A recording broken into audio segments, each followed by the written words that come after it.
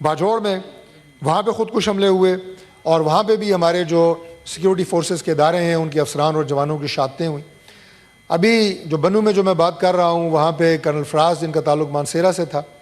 ان کی آپ نے مناظر دیکھے، ان کی والدہ کی فوٹیج آپ نے میڈیا پہ دیکھی۔ انہوں نے یہ فرمایا کہ اگر میرے کوئی اور بیٹے بھی فوج میں ہوتے تو وہ بھی آج میں پاکستان کے لیے قربان کرنے کے لیے تیار تھی۔ ان کے بیٹے کی عمر کوئی غالباً 5 یا 6 سال ہے۔ اس نے بھی کہا کہ مجھے اپنے والد پہ فخر ہے جو کہ میرا آئیڈیل تھے کہ انہوں نے اپنی جان پاکستان کے لیے قربان کی۔ یہ وہ جذبہ ہے جس کا میں نے مختصر ذکر کیا، جس کے تحت ہماری یہ فورسز لڑ رہی ہیں پاکستان کی حفاظت کے لیے، ہمارے جوان لڑ رہے ہیں۔ لیکن جناب چیئرمین، ہم صرف جنازے اٹھانے کے لیے نہیں ہیں، ہم صرف جنازے پڑھنے کے لیے نہیں ہیں، ہمارا یہ مصمم ارادہ ہے پاکستان کی سویلین قیادت کا اور ہماری آرمڈ فورسز کا کہ پاکستان جو ہے وہ اس سے زیادہ برداشت نہیں کر سکتا۔ لہٰذا یہ جو واقعات میں نے آپ کو بتائی ہیں، جو ترلائی میں مسجد پہ حملہ ہوا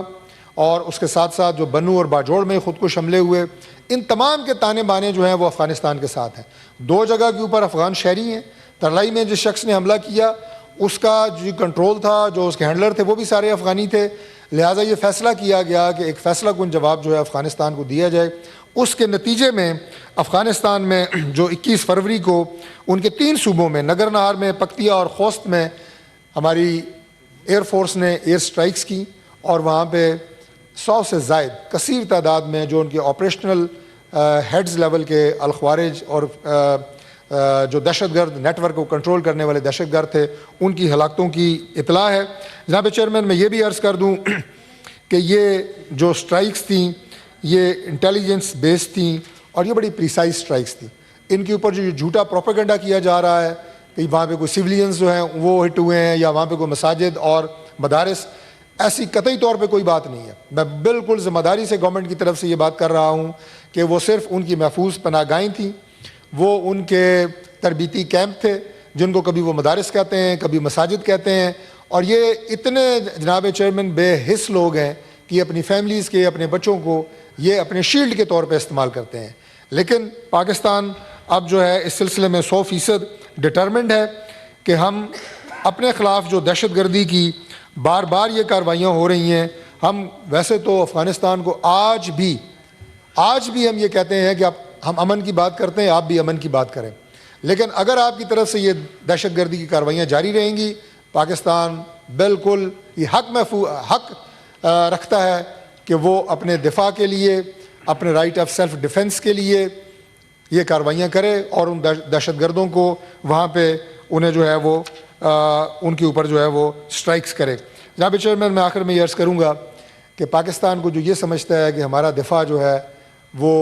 اس کو کوئی کمزور کریں گے، اس طرح کے حملوں سے کہ ہماری ہمت کو پست کر دیں گے، پاکستان کے دفاع کو ہماری سویلینز نے اور ہماری آرمڈ فورسز کے جو جوان اور افسران ہیں ان کے لہو نے مضبوط کی ہے۔ پاکستان کے ایک ایک شہید کا، خواہ وہ سویلین ہو، خواہ وہ ہمارا سیکیورٹی فورسز سے ہو، اس کے خون کا بدلہ لیا جائے گا، پاکستان کے ایک ایک چپے کا دفاع کیا جائے گا۔ اور اس کے ساتھ میں آپ کو یہ عرض کروں کہ ہماری جو سویلین قیادت ہے، ہمارے پرائم منسٹر جناب شہباز شریف صاحب، ہماری عسکری قیادت ہے فیلڈ مارشل سید عاصم منیر صاحب، اور پاکستان کی عوام بالکل کمیٹڈ ہیں کہ جب تک دہشت گردی کا پاکستان سے خاتمہ نہیں ہوتا، ایک ایک دہشت گرد کا خاتمہ نہیں ہوتا، قوم اور ہمارے ادارے بالکل تیار ہیں انشاءاللہ تعالی اس جنگ سے لڑنے کے لیے۔ اور یہ جنگ جناب چیئرمین صرف پاکستان کی نہیں ہے، یہ پوری دنیا میں جنگ پھیل رہی تھی جس کی Pakistan first line of defence ہے۔ اور میں آخر میں ان شہداء کی فیملیز کے ساتھ میں انہیں خراج تحسین پیش کرتا ہوں کہ جن کے گھروں میں اپنے جوان افسران اور ان کے بیٹوں کے جنازے جاتے ہیں اور وہ یہ کہتے ہیں کہ پاکستان کے لیے ہمارے مزید بیٹے بھی حاضر ہیں قربانی کے لیے۔ اور اس کے ساتھ ساتھ میں ان جوانوں اور افسروں کو، ان کے خاندانوں کو بھی میں خراج تحسین پیش کرتا ہوں کہ جنہوں نے، ان ماؤں نے جنہوں نے یہ جوان بہادر بیٹے پیدا کیے جو آج وطن عزیز کی حفاظت کے لیے اپنے جان کے نذرانے پیش کر رہے ہیں۔ بہت شکریہ جناب۔